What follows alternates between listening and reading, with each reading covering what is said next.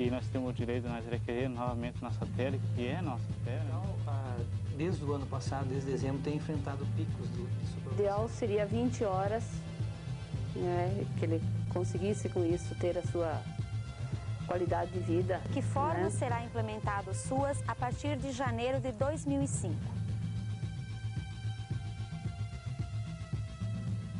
Hoje, mais uma vez, caímos na questão. Direitos do cidadão, responsabilidade de quem?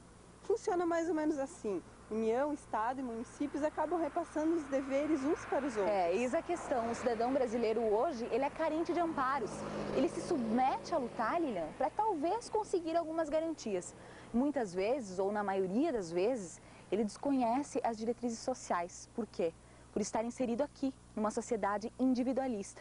E é nesse contexto que o Crônica do Dia mostra para você os principais fatos que influenciaram o seu dia hoje. Cerca de 100 pessoas da tribo Guarani, originária de Saudades e Cunhaporã, estão acampadas desde terça-feira na sede da FUNAI Regional de Chapecó. Situação semelhante de espera por uma solução acontece com os pacientes do Hospital Regional do Oeste, quando o mesmo está superlotado como hoje. Doentes tentam se acomodar aguardando por atendimento médico. Sempre a gente aqui está cheio de gente. Tu vê hoje, faz 1h30 que eu estou esperando aqui. Pensei que era mais rápido, né? Em vez de tem bastante gente, então...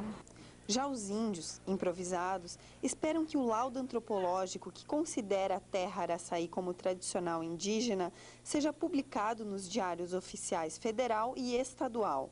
O processo se iniciou desde o ano 2000 e hoje nós estamos aqui, a comunidade tomou uma decisão, né, e nós temos o direito de nós requerer novamente nossa terra, que é nossa terra, né.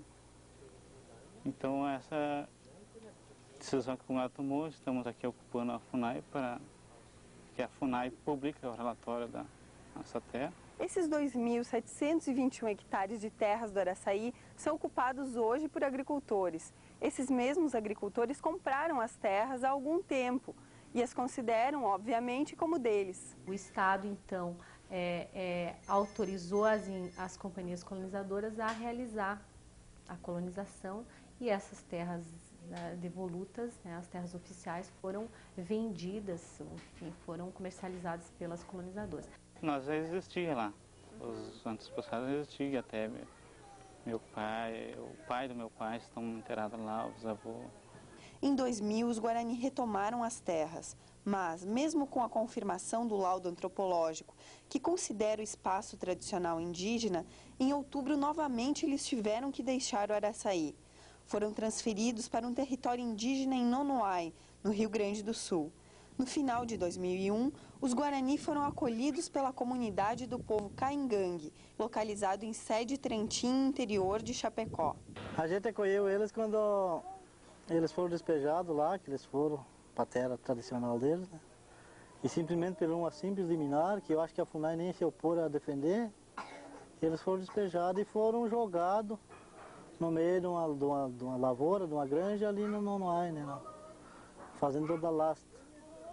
E a gente foi visitar eles e estavam numa situação de calamidade lá, né? Daí a gente fez a proposta.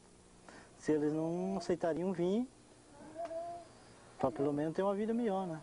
A FUNAI, instituída pela Lei nº 5.371, de 5 de dezembro de 1967, atualmente convive com um dos processos de demarcação de terras mais complicados da história do órgão. De todos do Sul, não só de Santa Catarina, ele tem sido assim o que tem tido o maior problema no encaminhamento, a dificuldade. Os laudos tiveram que ser feitos com ordem judicial. Está havendo muita resistência por parte dos atingidos. E isso, então, levou uma demanda e uma demora maior do que o normal para se concluir esse relatório. Enquanto isso, no Hospital Regional do Oeste, o problema piora a cada ano. Hoje, por exemplo, 5 leitos estão improvisados na emergência e as cirurgias programadas foram suspensas até que a situação se normalize. A superlotação, que antes era esporádica, pois acontecia geralmente no período de entrada do inverno, agora tem se tornado constante. desde o ano passado, desde dezembro, tem enfrentado picos de superlotação. Anteriormente, nos anos anteriores, seria mais em função de algum surto, de alguma epidemia que acontecia, ou então naqueles períodos de intempérie, como no inverno, né? Então tinham doenças mais características, como a pneumonia, como a gripe, mas desde dezembro para cá o hospital tem vivido, assim mesmo no verão, constantes picos de superlotação. Conforme Winkler, apesar disso, o número de atendimentos a pacientes de Chapecó diminuiu, mas essa diferença não veio a suprir o aumento em 10% dos atendimentos a pessoas do interior. A falta de orientação sobre os casos em que realmente é necessário atendimento na emergência do hospital é outro agravante para a superlotação. O que é menos grave? Uma dor no membro, dor na garganta, dor de cabeça, a unha, que o pessoal vem muito para tirar unha também. Então, essas atenções podem ser feitas nos postos de saúde.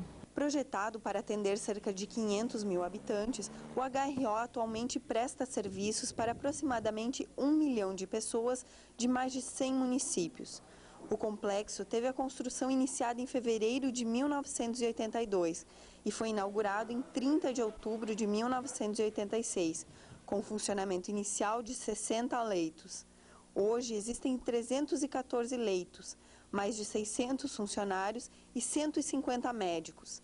Apesar do aumento significativo de leitos e profissionais durante os anos, as mudanças na política da saúde têm levado a situações como essa. O que existe é uma realidade. O hospital pequeno, no geral, ele não tem as condições ideais. Falta equipamento, falta médico. Então, na realidade, o que os hospitais pequenos fazem, muitas vezes, é internar o paciente, né, para se alimentar e daquilo lá produzir uma RH. Às vezes, é o que se costumava dizer, se fabricavam internações.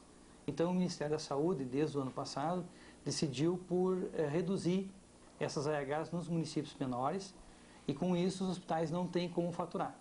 Então, obviamente, eles não estão atendendo, eles estão transferindo esses pacientes para os centros maiores. Então, no caso, Chapecó. Assistência à saúde e direitos dos índios são temas sempre presentes nos planos de governo. Como você já deve ter percebido, o oportunismo político é determinante para que as questões fiquem estagnadas. Geralmente, as propostas não saem do papel e a ideologia política acaba contornando a situação. O atual governo foi a esperança das comunidades indígenas.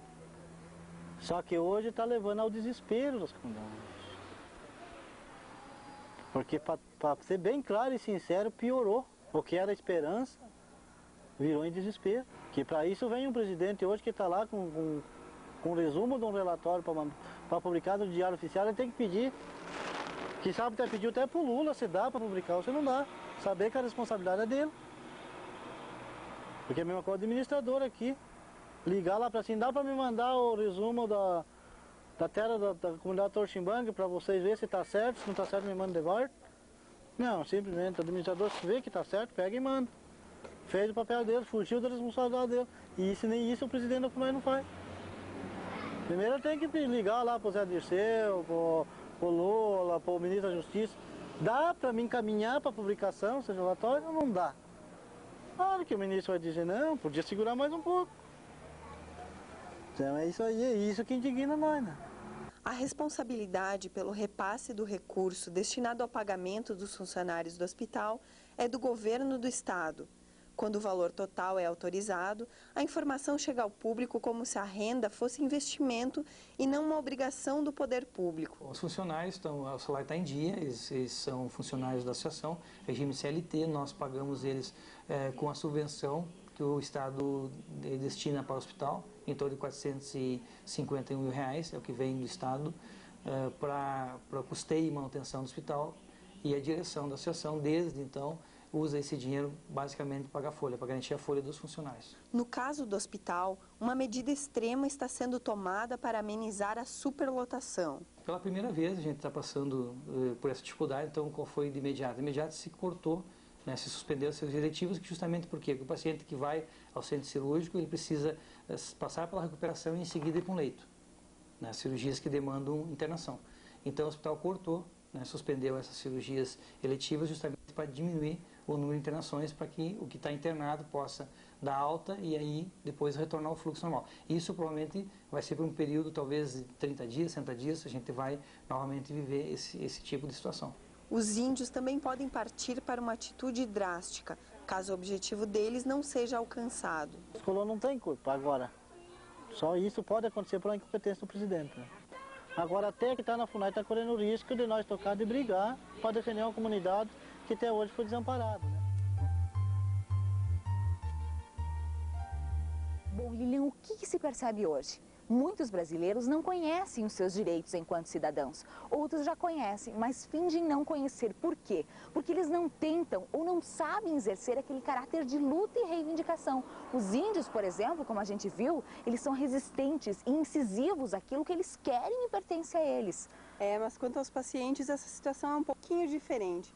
Por quê? Porque cada um por si e um querendo passar na frente do outro. Com certeza, quando a luta é em classes ou em conjunto, a força é muito maior.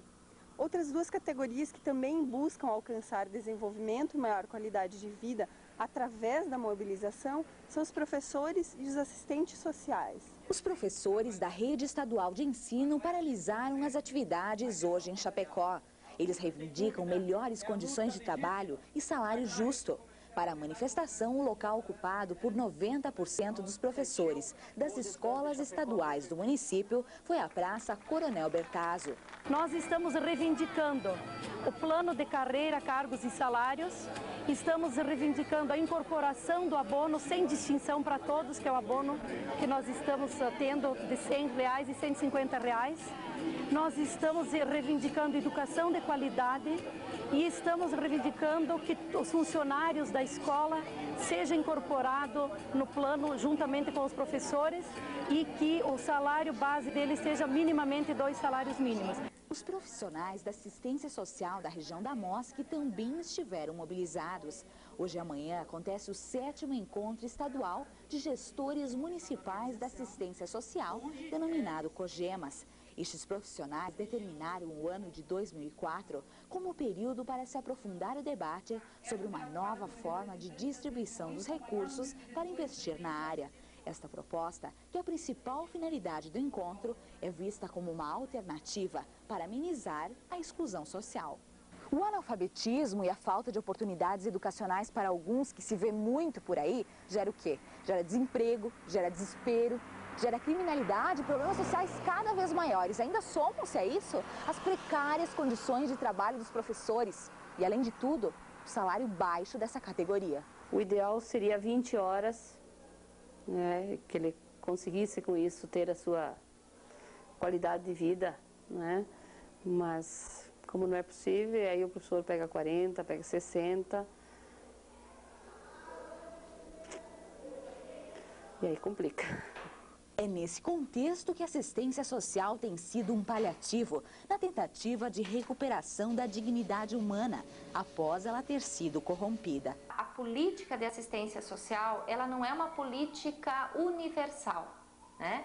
Ela é uma política transversal, quer dizer, ela atende uma parte da população, que é a população mais excluída ou vulnerabilizada, como usa o termo técnico, ou em situação de risco, ou em situação de risco mesmo social ou pessoal. Eles não teriam a oportunidade que estão tendo do ponto de vista do acesso aos seus direitos, né? Então, a educação é universal, eles têm direito de estar na escola. Hoje, aproximadamente 3.000 crianças e adolescentes de Chapecó estão envolvidos em 28 projetos sociais do município. Eles têm de 7 a 14 anos e vivem em situação de risco social. As ações são desenvolvidas pelo Departamento da Criança e Juventude da Secretaria de Assistência Social e Habitação. Os resultados já apresentam números satisfatórios. De acordo com dados da Prefeitura, de 80 crianças de rua em 1998, hoje apenas 6 continuam em trajetória de rua.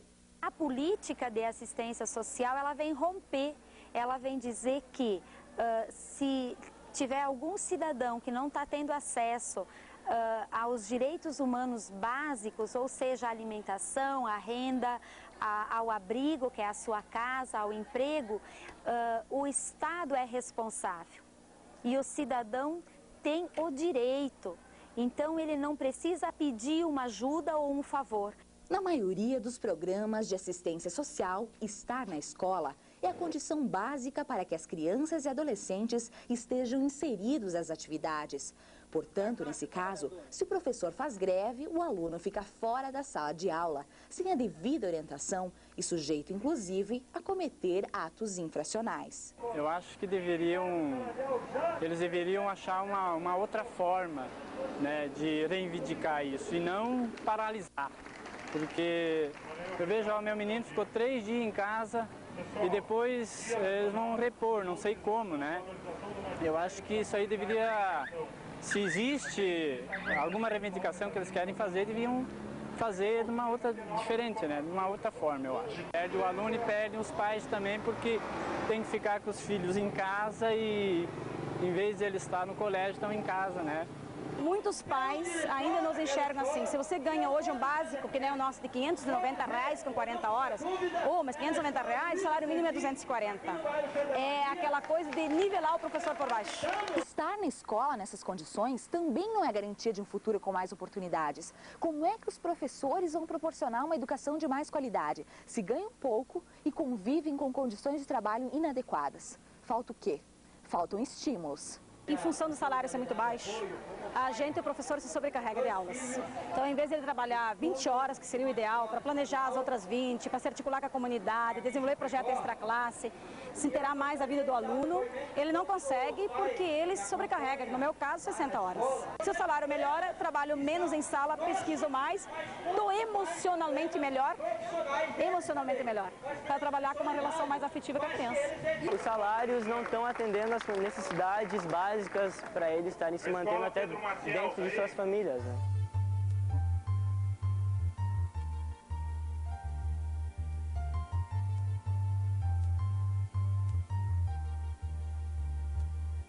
Estes adolescentes, por algum motivo, cometeram um ato que infringiu a lei. A punição para essas atitudes é sinônimo de aprendizado para um possível ingresso no mercado de trabalho.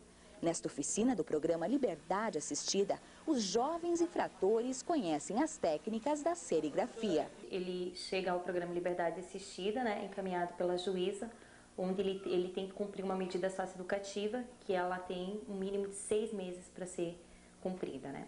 Então ele chega, faz a apresentação e é feito todo um acompanhamento, um estudo social do adolescente, da sua família e também um acompanhamento psicológico, né, com esse adolescente, com a família. É feitos grupos terapêuticos, né, com o adolescente, e aí é oportunizado a ele participar de oficinas, que seriam esporte, dança ou serigrafia.